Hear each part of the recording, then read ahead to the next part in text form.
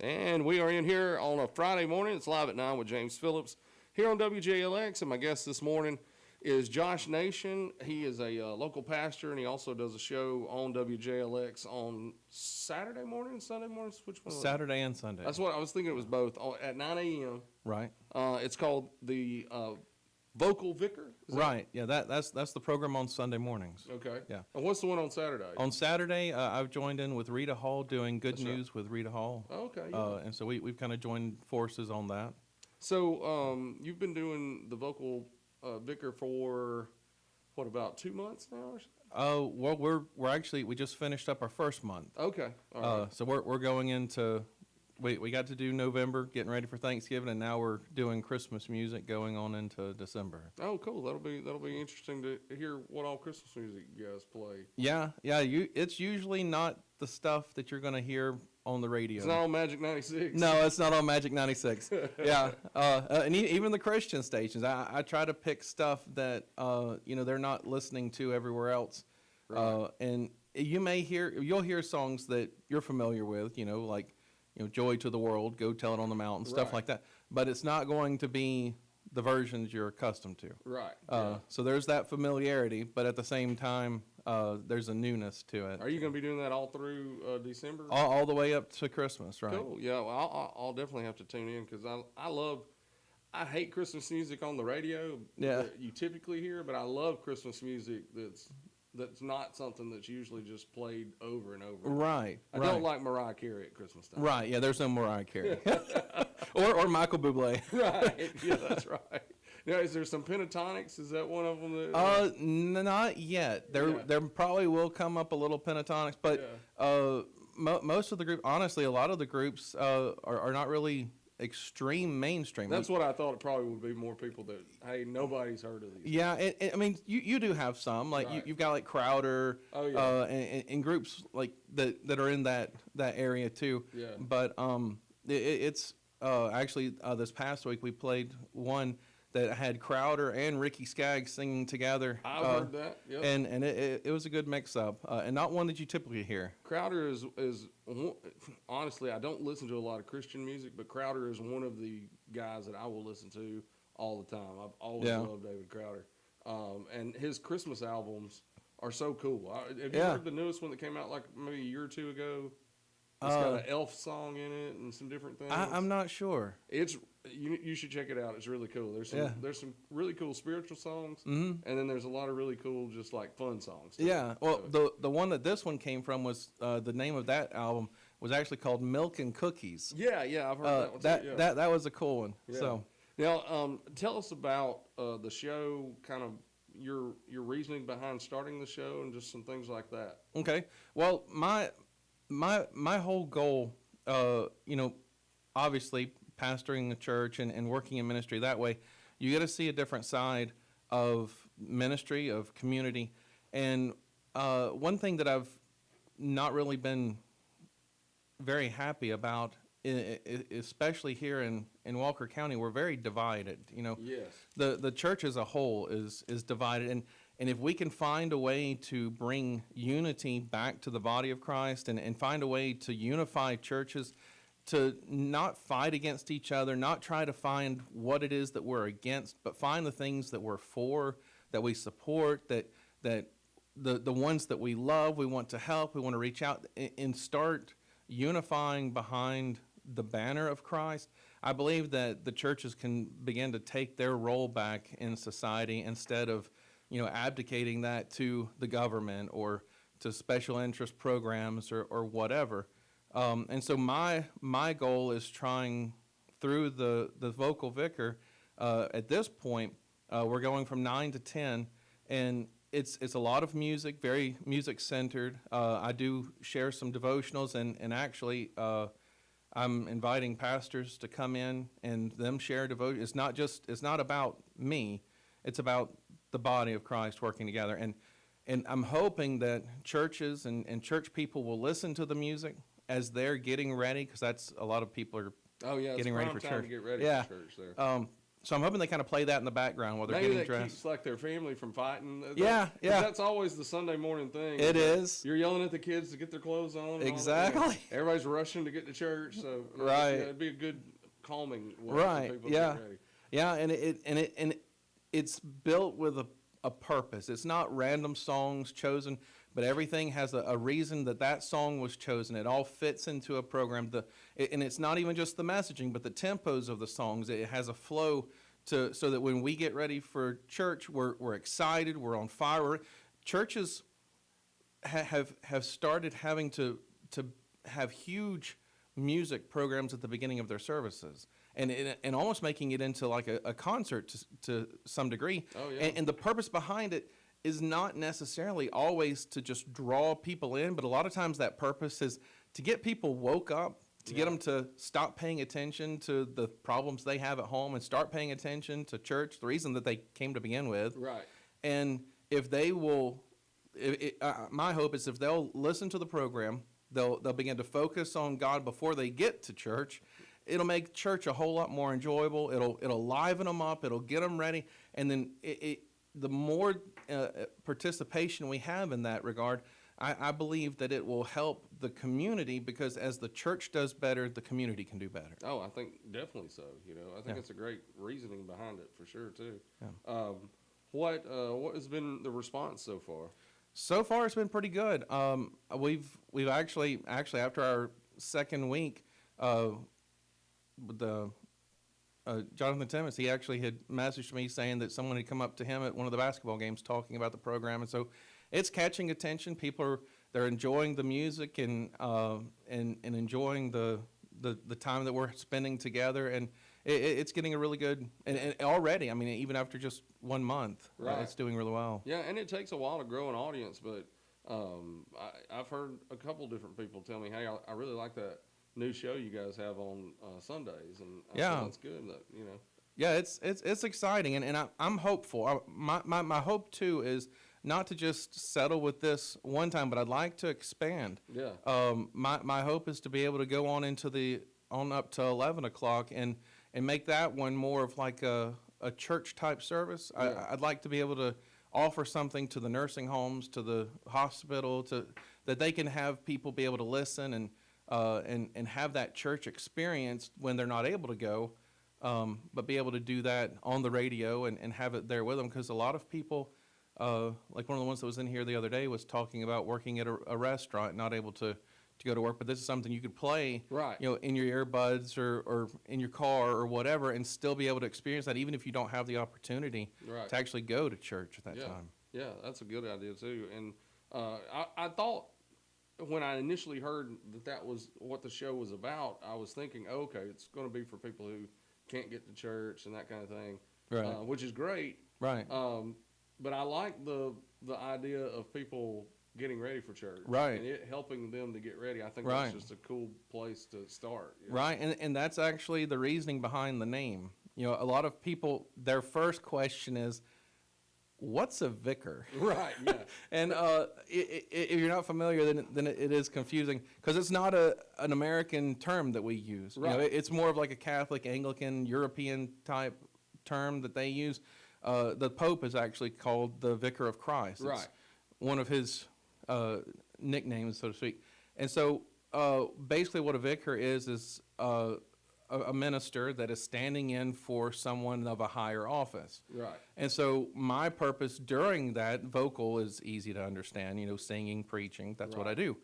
But my purpose during that 9 to 10 time is to stand in for your normal pastor, your normal song evangelist or minister, and stand in for them until they're able to, you get to church and they can assume their role in your spiritual walk. But my purpose is to take their place during that time to prepare you for them showing up. Yeah. So that's kind of the thought behind vicar. And then also, it sounds cool. So. It does. I mean, yeah, it's got the alliteration of vocal vicar, and like right. And I did have one person say, "I like that Victor show." Yeah, and I said, no, not Victor, Vicar. Yeah, I heard someone say that too. That was a good one. So. And a vicar in like what about in like comic book terms or something? Is a vicar almost like a herald? that kind of comes before. Am I thinking the wrong way there? I'm not sure in that one. That's one I might have to look into. Now, somebody told me that you were a big Star Wars fan. I am. Maybe the biggest Star Wars fan I could ever meet is what somebody, and I can't remember who it was now. No, I do like Star Wars. I'm not the Is biggest Yoda fan. a vicar? No. Okay, he's not a vicar. No, but I do like Star Wars. Actually, my Jeep's got some Star Wars decals on it. I think it was one of the guys that works here, Brian Hale. He's a big Star Wars guy. Yeah. And he saw your Jeep. That's what it was. Yeah. We kind of cross paths on Saturday mornings, and we'll have a little chat and talk about it. But. Yeah. Oh yeah. Brian. Now he might be the bigger Star Wars fan. It's hard to get more. He is dressed as a Sith Lord many times just to come to work. I've seen. So. That's funny. I haven't done that one yet, but now tell everybody about your church as well. Okay. And just like where it is and times and things that they need to know too. Yeah. Well, I pastor Jasper Independent. That's right across the highway from the hospital, right by Gunners. And I've been there for about a year and a half now. We're an independent church, and we have our service times. Sunday morning, we have our Sunday school at 10, regular service at 11, night service at 5. A lot of churches are getting rid of those, so it's a good chance if people don't have a church service that night to come and join in with us. And then we have Wednesday night at 5. And we're basically, like I said, independent, trying to just reach out and build something new and trying to, make an impact on the community around us. Yeah, I think that's really good. Have you previously been independent? Is that right? Well, you've been a pastor since 2006, I think. Right, since 2006. I was a part of a small denomination when I first started. Right. And I did that I was with them for about 4 years or so. And then I went independent after that. I actually started my own church. New Hope Bible Church was there in Cordova also, and pastored there until around 2020 when that kind of... Oh, yeah. Well, and that was one thing I was going to mention about your show, too, is since the pandemic, there have been a lot of people who, during the pandemic, they stopped going to church for all the different reasons, and a lot of people, they just hadn't came back either. Right. And so this would be a good thing for people who may have not been to church in a while. They can kind of ease their way back in, start on the radio, and kind of ease your way in. Yeah, that's one thing, speaking with other pastors and people in church, is that you kind of find out is that all of the churches in the area are suffering from that same problem of people not returning after 2020. And that's a sad thing, but at the same time, it also shows the dedication level that was there before. Yeah. Like, why were they going to church? And that's probably a thought they had in their mind. Maybe they just didn't have that kind of a dedication at the time. Right. But maybe connecting with the program will help them kind of reestablish or reaffirm the reasons why they were there to begin with. Sometimes it's easy to get distracted from the things that drive us, the purposes that we have in life, especially when you're facing something like a pandemic. That can make you reevaluate your life and where you spend your time, because you begin to take those things a lot more seriously. Right. They're more precious. Yeah. And there have been a lot of churches to close since the pandemic, too. Even in our area, where there's a church on almost every corner, there's been several small ones who didn't survive the pandemic. Right. Well, that's one of the things that people don't think about when they're going to churches. Whether you're having service or not, it costs money to have the property even just sit there. During those shutdowns, those bills kept coming in. Oh, yeah. You don't think about it, but even just as a church, it's considered a business. Even just to have your power on, it's almost $200 a month just to have it sitting there. Just have it sitting there. Yeah. So you've got that. You've got your water hookups. You've got your insurance and all kinds of stuff that goes along with it. Yeah. And you have to have different insurance for a church, because if someone's just walking across your property and gets hurt, that's something you have to worry about. So there are a lot of expenses when it comes to that people don't think about, and so during that time, everyone's at home. There's not a lot of people tithing. Yeah. Because they're not going. Yeah. Even though a lot of churches now you can tithe online or give in Right. different ways, but still, it's not at the top of your mind if Right. you're not there. Yeah. Right. And that's the biggest issue is a lot of times if it's not right in front of us, we don't think about it. Yeah. Yeah. So that's one of the big reasons why a lot of churches closed down, and the other one being that once they reopened, a lot of people just stayed home. Right. Yeah. Yeah. Now, you guys being an independent church, sounds like you welcome everybody from, and just from talking to you this morning, Right. it sounds like you're a very inclusive type person, trying not to have a lot of division. And you were telling me before we came on the air, you guys have people who were formerly Pentecostal, formerly Baptist, formerly Catholic, like just all Right. different Yeah. types. Yeah. Both at this church and before, I've had all kinds that have come through, and my thing is, if you're concerned about the name over your door, then you're not going to make it through the gate anyways. Right. Yeah. I think that all denominations have something that they are strong and good at. Right. And if we can stop focusing so much on what type of church it is that we go to and start focusing more on what type of Savior it is that we're serving, Right. then I think that the church can actually start picking up the slack that it's dropped over the years. No, I definitely think so, and I love it when I see there are a few times a year in our area where we see all the churches kind of come together. Right. Like, they do Easter services, as a group every year, and the Fall Fest that goes on downtown. Those Right. things are.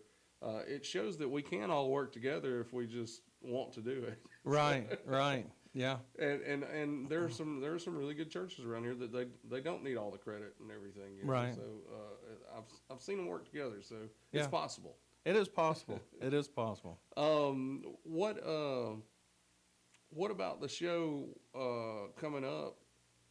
What are some of the things that you want to see it do? You talked about maybe expanding. Would Right. that give you a little more time for? I know you do kind of a short devotional. Right. Is that what you kind of focus on in that time period? Or? Well, in that time period, I'd kind of like to focus more on just kind of the normal format of a church. You still have some music, maybe bring in some more local people.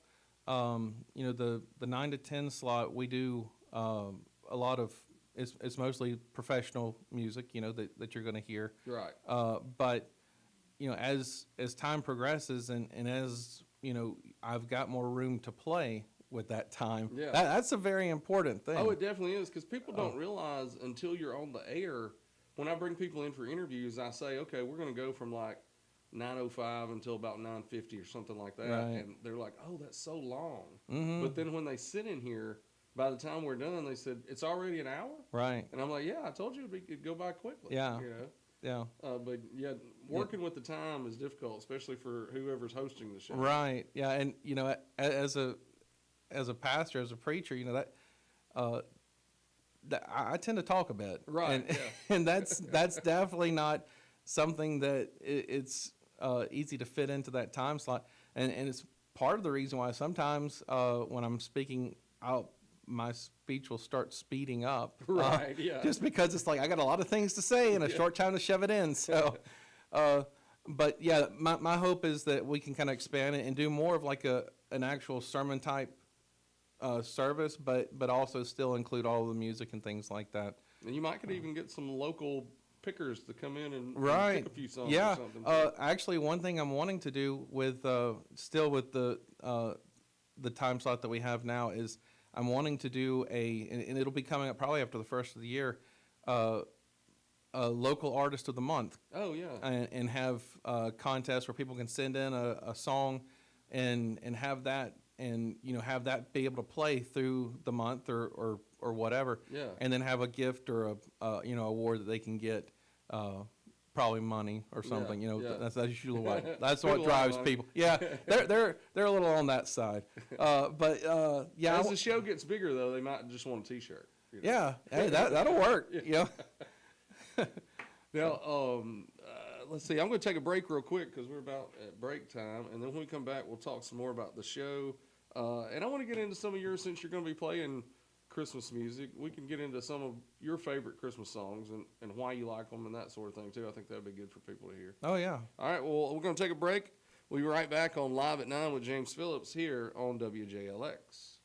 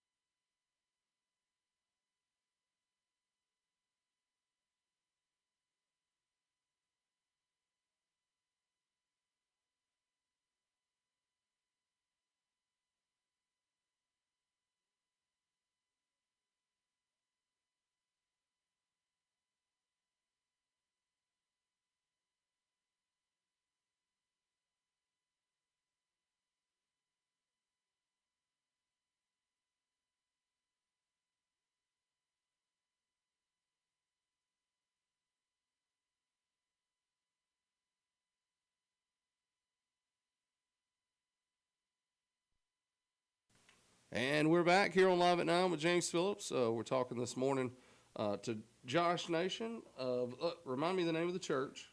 Jasper Independent. Jasper Independent Church. And then he's also the host of the Vocal Vicar here on WJLX that is every Sunday morning at 9 a.m. And then also helps Miss Rita with the Good News program on Saturday mornings at 9 a.m. also. Right, that's right. Before we went to break, we were talking a little bit ago about the show and kind of what you're doing over the next month. You're going to have a lot of Christmas music on. Right. And what are some of your favorite Christmas songs? Whether it's spiritual or not, what are some of your favorite Christmas songs? Well, my favorite one, obviously, I grew up kind of old school, and you can't go wrong with "Oh Holy Night." Oh, yeah. And, I know that sounds cliche, and it's not really something that a lot of people would be like, oh, that's exciting. It's not. But it's a song that's always meant a lot. It's actually the first Christmas song that I was actually performing when I was younger. And Yeah. I've always loved that song. It's always just touched me. But that's my favorite song of all time for Christmas. But I actually have this week, I have one coming up that it's an old song. It's kind of on that churchy, boring side. Right. I mentioned it earlier, Go Tell It on the Mountain. Yeah. But the way that this one is done, it's awesome. It's actually by like a choir, like a church choir. Oh, okay. And the way they do it would play anywhere. It is great. Rendition. Go Tell It on the Mountain is one of my favorites too. Growing up in a Pentecostal church, that was one that they could kind of get playing up. Oh yeah. Up tempo pretty well. Yeah. there was always a guitar involved, and everything was. It was like a picking circle, Right. And then I've heard the Crowder version of "Go Tell It on the Mountain." It's really good too. Yeah. But that was always one of my favorites. I remember being in a kids play back in the day, and I don't remember what animal I was playing, but I was an animal, and they played we sang "Go Tell It on the Mountain." All the animals did. Right. And so I'll never forget that thing. Oh, that's cool. And I love "Joy to the World" for sure. I've got a daughter named Joy, Right. so that Yeah. I sing it just random times during the year to her if she's in the car Yeah. or something. Yeah. And one song that I really like, it's by Jackson Brown, and Okay. it's called "The Rebel Jesus," Oh. and it's a great Christmas song that talks about people struggling at Christmas time and, Yeah. and how we can help and things like that. So Yeah. it's a really cool song. Good lyrics to it. Yeah. Well, kind of in that line, talking about struggling at Christmas, another song you can't go wrong with is "Christmas Shoes." Oh yeah, yeah. that- Christmas Shoes, definitely. That song, that's a hard one to sing. If you're the type when I'm singing, I kind of feel what it is I'm saying. It helps Right. you emote it better. Will you get too emotional when you sing that? I can do, yeah. There's sometimes that'll just hit me the wrong way, especially now that I've got kids. Oh yeah, yeah. It can kind of hit you the wrong way sometimes, and it's hard to finish Yeah. those types of songs. And I know one that gets played a lot at Christmas time that can be played at other times too is "Mary, Did You Know?" Right. That's Yeah. one that gets played a lot. Now that's one that I do too. But I use my electric guitar and kind of put it on more of like an Aerosmith setting. Oh yeah. And give it a little bit more of a rocky, crunchy vibe, and it's a fun one to do that way. Yeah.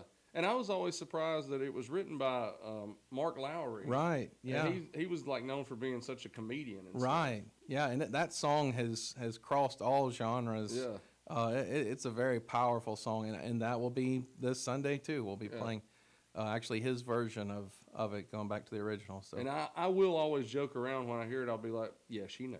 You don't even have to ask that question. Yeah, she knew. Mary, did you know? Yes, she did. If she did, then there's something wrong. 'Cause Right. It was a strange situation. Yeah. Something was up there. Something was up. Yeah. What are some of your like holly jolly Christmas songs that you like to hear? Or do you? Maybe. Hey, I don't like Frosty and Rudolph and all those things. Yeah, there's that's hard. I love Chris. Let me just say that I love Christmas. Yeah. That's my favorite, especially when it comes time for all the music. I'm very strict on Thanksgiving is Thanksgiving. Right. But once the turkey's put away, Right. That's how I feel about it too. then it's Christmas music all the way until the day, and then it's off. Right. When the wrapping paper's thrown out. You don't even go to Epiphany, do you? You just you end it before that. Oh, it's done. It's done. Don't be looking back. Let's move forward. But I love Christmas music, and that's all that I'll listen to during that time is just Christmas. So there's so many songs that just depending on the year and the time that they can just kind of reach you in different ways. So now I will say this. I hate Little Drummer Boy. I don't like Little Drummer Boy very much either. And that's going to hurt some feelings. Yeah. But I cannot stand that song. And my brother-in-law, he knows that, and he will randomly just start singing it just to irk me. Yeah. And but there is a version by for King and Country. Mm-hmm. They do Little Drummer Boy, and I actually like that one. I don't think I've heard theirs. I'll have to check it out. Yes, it's a very good, especially if you watch the YouTube video on that one. Yeah. That's a fun one. Oh, that's cool. They Yeah. do. I'll- But other than that, I don't want to hear it. So The one, I've got a few that I just cannot stand. The one that I cannot stand more than any is the Paul McCartney Wings, like Simply Having a Fun Little Christmas Time or whatever. yeah, I hate that song. And I think Yeah. Paul McCartney's probably one of the best songwriters ever. yeah, But I cannot stand that song. yeah. That one's a little on the cheesy side. Yeah. And Mariah Carey's All I Want for Christmas is banned from my car, too. So. Yeah. Now I tell you one. You want to talk about the Holly Jolly Christmas side? One that I love, my kids just adore. All right, the Grinch song. Right. Okay, you're a mean one, You're a Mr. mean one, Grinch. yeah. Yeah. Buy Small Town Titans. Okay, I need to check that out. That one will blow you away. Okay, It has quickly become probably one of my favorite like secular Christmas songs. Small Town Titans just blow, and the guy that sings, I can't remember his name. Yeah. But that vocalist, like he's just amazing. Like I would check that love out, to sure. be able to. The range is just awesome. When my wife and I were talking last night, it seems like the Grinch is the in thing this Christmas. Like It is. everybody's talking. Like McDonald's has a Grinch meal. Yeah. But I told her, I said, if I'm not mistaken, I read somewhere a few weeks ago that it's the 25th anniversary of the Jim Carrey movie. Oh. And that a lot of people are kind of pumping that. Okay. And that, I think it's even going to be in theaters again for a few days. Oh, wow. This year. But yeah. Well, that makes me feel old. Yeah, right. Doesn't it? Man. Cindy Lou Who's probably got kids and maybe grandkids at this point. Maybe. Yeah, that's crazy. Yeah. Yeah, my kids we like the Grinch. We've got you got to have a Grinch tree and and stuff like and some Grinch decorating. But we also are into Jack Skellington and Nightmare Before Christmas. Oh yeah, I like Nightmare Before Christmas a lot too. So that comes into play. Is it a Halloween movie or is it a Christmas movie? That's the question. It's whichever one you want. Whenever you enjoy it. Yeah. That's the thing. Yeah, it's all the time for me. Is Die Hard a Christmas movie for you? Yeah. Me too. There's a tree in it. Yeah, there's a tree. And then like Gremlins happens at Christmas time. Yeah, There's a lot of movies that are set around Christmas, even if that's not the theme of the movie. Well, not everybody likes the Hallmark Christmas movies. Yeah. I watch the Hallmark Christmas movies for a good laugh sometimes. I can't. Yeah. My mom and sister, they started when they first started coming on. Yeah. Hallmark Christmas movies and all that stuff, the Lifetime. Right. And it's just like, I don't know. That's just, I don't like that. Yeah, I can't do that. It's just about every movie has the exact same plot. Exactly. And it just it's so bad. The acting is so bad. Yeah. A lot of times. Our favorite as a family to watch is probably definitely Christmas Vacation. We usually watch it on like the day after Thanksgiving, and that's how we kind of roll in our Christmas year. That's a good one. But yeah, I like some of the goofy ones. Like there's one with Vince Vaughn called Fred Claus. Okay. That I think is really funny. Yeah, I've seen that one. Yeah. Another one, kind of going old school, would be Ernest Saves Christmas. Oh yeah, Ernest Saves Christmas. You gotta, really funny. you gotta, if especially for the younger people out there, if you have not, it's corny, it's cheesy, it's old video, Yeah. the way they used to do it. It's not great acting, but it is hilarious. Oh yeah.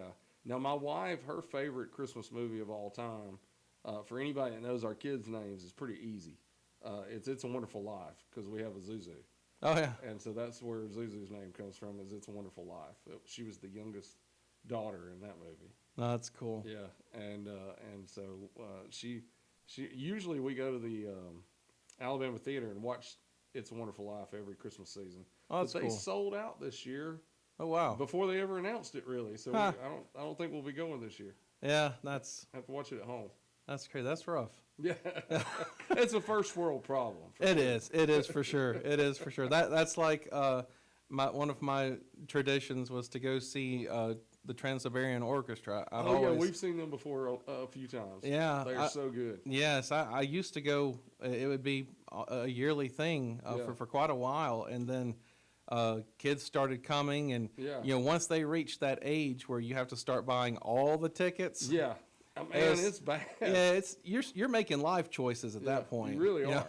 Do I want to go to this concert or do I want to eat this month? And that's true, because I don't think we've gone, and my oldest kid is 23 now, and I don't think we've gone to see them in about that amount of time. Yeah. And I don't think we've ever taken any of the kids, and I'm sure they'd love it, but oh yeah, I mean everything. It's probably $50, $60, $75 a ticket to go to those things now. More. Yes. Yeah. Yep.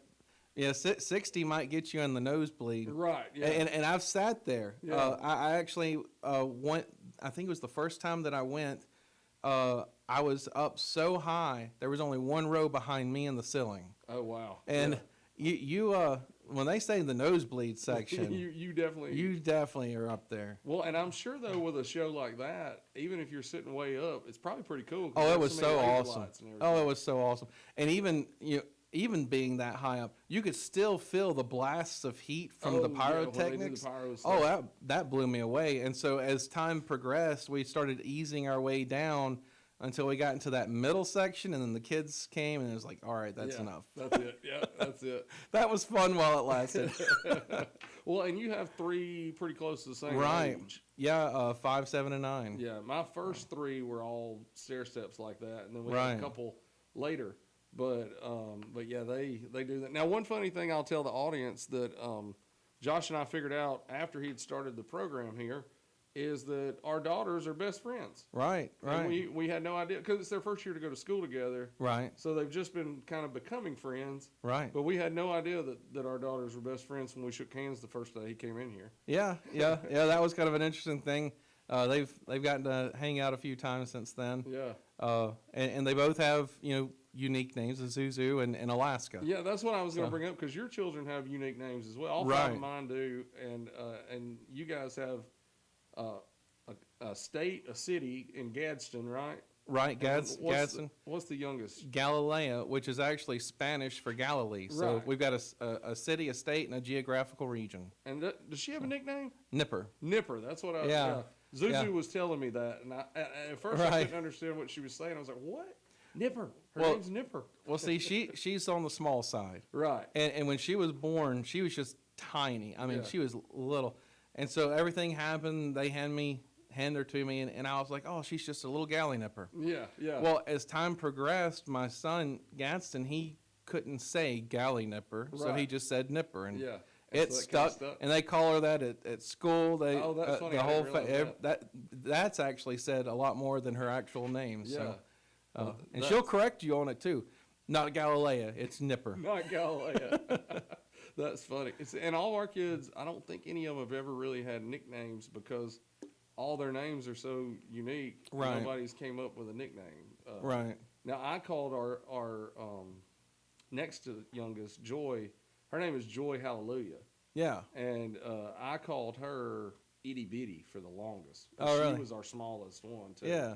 And as soon as I held her, I was oh, she's so itty bitty. Yeah. And that stuck for a while, but nobody calls her itty bitty now. Yeah. And she's the tallest girl in her class. It wouldn't make sense. That's funny.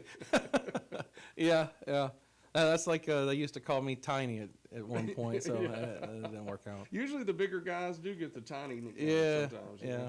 Very creative, Now, tell folks about your background as far as just you grew up in this area too. And well, we started. My family started off on Garnish Gin Road, and then moved, and I went through the Jasper City schools all the way from Park to Walker, and played football. And my senior year, I even wrestled, and graduated. What year did you graduate? In 2002. 2002. Okay.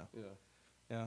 And then from there, I went down to city in South Florida to Hobe Sound, and went to seminary there, studied for the ministry, and then came back to Cordova to start pastoring. Yeah. Now, growing up, did you always think you'd be a pastor, or was there? Yeah.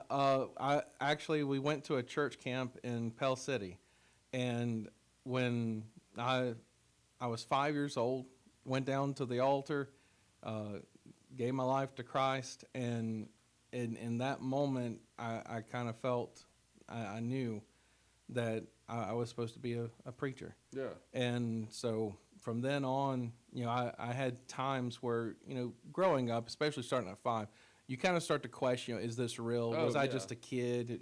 Was this a stupid thing? But it was reaffirmed throughout my growing up times. So I from the time I was 5 until now, I knew that's what I was supposed to be. That's really cool, though. Yeah. And I've heard a lot of people like that who want, they received the call early on in life, and it stuck. There are a lot of people. There are a lot of people that may be listening to the program this evening that they started off knowing that they had that calling or a similar calling on their life that they were supposed to do, and they didn't quite follow that through. Right. That's one of those things that can kind of follow you and haunt you through life if you don't fulfill what you knew you were supposed to do. Right. But it's never too late. When I was in Florida, when I was in school, there were actually people there that were around 50 and even older that were coming back and going to school. They had a whole career, a whole life that they had lived, kids and everything. They picked up, went to school, they did that, and went off into the ministry, and they've been doing great since. Yeah, so yeah. it's never a bad time to get straight with God. Yeah, yeah, and it's never too late until it's too late. Yeah, too, so exactly. you might want to make sure those things happen at some point. I saw a billboard in Birmingham one time about a lady, I think she was 80-something years old, had graduated with her bachelor's, and they were advertising that. So if you can graduate at 80-something, right, you still got time. Yeah, there's plenty of time. Yeah. Did let's see, I was trying to think there was something else I was going to ask you, but I wanted to bring up your background because in Walker County we can be a little fickle sometimes, but we sure do love our own. And so I wanted everybody to know he's one of ours. You know? Yeah, I get a lot that I don't sound like it. Right. Yeah. But I'm from here originally, born and raised, and went off for some schooling and done some traveling and had fun with that. And I'm here, been here since 2006, pastoring here in the county. That was, let's see, 2006. That's when I came back for my second tour of duty at the newspaper here in town. And then left again, and then came back for a third tour before I retired with some health issues. Oh, wow. Yeah. Awesome.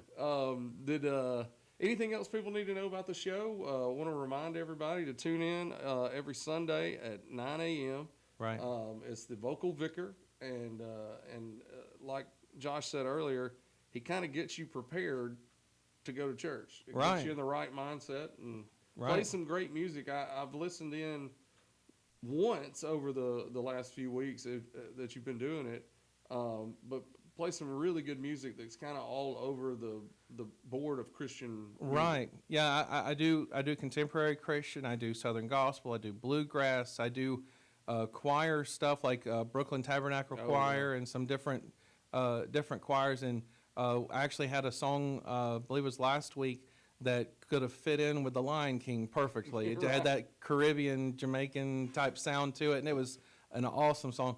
But I try to, like I said, it's not about the style of music. It's not about the church we go to. It's not about all those things. It's about the message. It's about the gospel. It's about reaching souls, and that's the whole purpose. And my hope is that through that, the churches in the area can grow, can get stronger. The Christians, the believers in the area can do that. But also, if you're not going to church and you just want to hear some good uplifting music, you want something to kind of help you through your week, this is a great way to do it without being the overbearing churchy feel. Yeah. It's good music. It's words of grace and hope, and something to help us to do better. And another thing that I do that I honestly hadn't mentioned yet, I have a podcast that I do too. That's on Spotify and on Apple Podcasts. And the Saturday morning program that we do here with Miss Rita, we actually put it on the podcast, and then sermons and things that I do go on there. And that's Bonfire with the Vocal Vicar. Oh, okay. Cool. So kind of carrying that Vocal Vicar brand across all of it. And then as soon as I can get the licensing worked out, I'll be able to put the music program on there too. But right now, it's such a weird thing because we're looking into those things too. Right. This show is, I think today's is going to be the first one, is going to the podcast formats too. Oh, and cool. We'll be doing Live at 9. It'll be on all the podcast places as well. Nice. But we've been trying to think of ways, because we're going to do some special like playlists coming up and things like that. My wife and I, she's a big Stranger Things fan. Yeah. And the finale of it is, I think, on the 29th of this month. And she wants to do an hour-long Stranger Things playlist with some of the music that's put in the show. Right. And so we were going to do that, but I really do want to be able to put it over social media and podcasts and things like that. And we're trying to figure out, like, we pay for licensing, but does that cover getting it on social media where we have that? So we're trying to figure those things out. But so if you figure it out before we do, let us know. And one thing about the music that you select, you brought it up a couple times while we've been talking. You are a musician yourself, right? Yes. So a musician himself is not going to play just some bad music. No. It's going to be good music, and I am very selective. Like I said, the tempos of the songs, the way that they flow together, it's all a part of the reason why those songs make it into the mix. It's not going to be one of those things where you're listening to a ballad and it's real slow and real calm, and then the next thing you know, you're getting your ears blasted with something. Like there's purpose to everything. It's all driven. Combining music and ministry together, it reaches us in a way that just random stuff just doesn't. I'll play the music. I usually select my songs around Monday or Tuesday. I make a playlist that I can listen to, and then through the week, my kids and I will listen to those songs the whole week. Right. And there are times that as I get more familiar, I start to feel the flow of it, and once I get it organized and set just right, there's times I'll just be riding my Jeep and just tears streaming, just God's presence will just come. It's just one of those awesome things. Yeah. And it has to mean something to me. Yeah. You know, if it can't reach me, it's not going to reach anybody else. You know, because I'm not perfect. I need help. I need uplifted and all of that too. And so if I know that if I can't be helped, then it's not going to help somebody else. Now, what's the best way for people to contact you if they're interested in more information on the show, or maybe if you want to take some requests for music? How will somebody contact you? You can call or text me, 205-300-1001. I have email, thevocalvicar@bonfireministries.com. And then I'm on Facebook and Instagram. Just look up The Vocal Vicar and you'll find me there. There you go. So everybody check out his social media pages. And if you do have a request for music on Sundays, I bet he'd be happy to hear it. And, I would. And if he considers it good, he'll play it, right? Yeah. If it'll fit in, we'll play it. And if you have a pastor that would like to be a part of the program, I'd love to have them come in and do devotionals to help out. We can work all of that around and shape the music, because the music shapes around the devotionals and all too. Right. So it'd be great to do that, and I can come and meet them to make it easy for them. Awesome. Well, thank you for coming in today. I appreciate that. And thank you for having me. Anytime you want to come and hang out, just come on by and we'll chit chat like this. That sounds good. Let people listen in. Thank you guys for listening. This week's been kind of a little wild. We only had a couple episodes. Next week should be back to full force and have shows each day. Since we're talking about ministry, be praying for me. I fell this week, and my back is all wrenched up, and I'm going back to the chiropractor for the second time today, and hoping Miss Tina Boshill-Wilson can help me out. I have to send her a shout-out because she's pretty good about putting me back together sometimes. Thanks for listening. Until next week, be kind and love. And we'll see you next time on Live at 9 with James Phillips on WJLX.